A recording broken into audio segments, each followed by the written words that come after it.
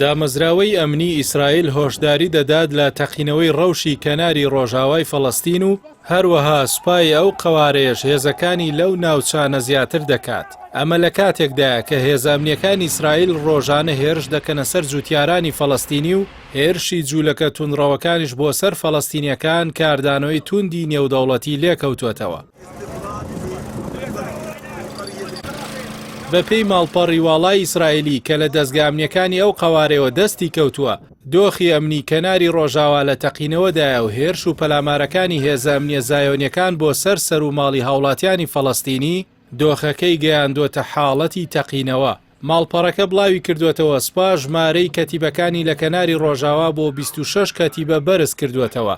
لە کاتێکدا راپۆرتە ئەمنیەکان دۆخەکە بە تۆپەڵە بەفرێکی گەورە بوو وەسف دەکەن کە کۆنتڕۆڵکردنی قورس دەبێت.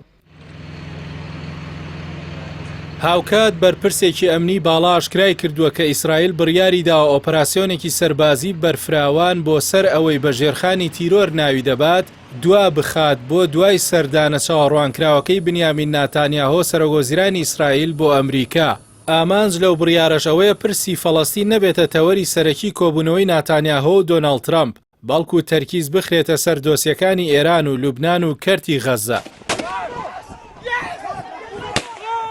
بەپێی میدیاکانی ئیسرائیل هۆکاری گەیشتنی دۆخی کەناری ڕۆژاوا بەو ئاستە مەترسیدارە بۆ ئەو پێکدادان و پەلامار و هێرشانە دەگەڕێتەوە کە هێزە ئەمنیە زایۆنیەکان کردبیانە سەر و ماڵی هاوڵاتیانی فەڵەستینی لە گوندە سنووریەکان و وەڵامدانەوەی جوتیار و هاوڵاتیە بێچەکە فەڵەستینیەکان کە کوژرانی چەندین سەربازی داگیرکەر و هەروەها شەیدبوونی دەیان هاوڵاتی فەڵەستینی لێکەوتەوە.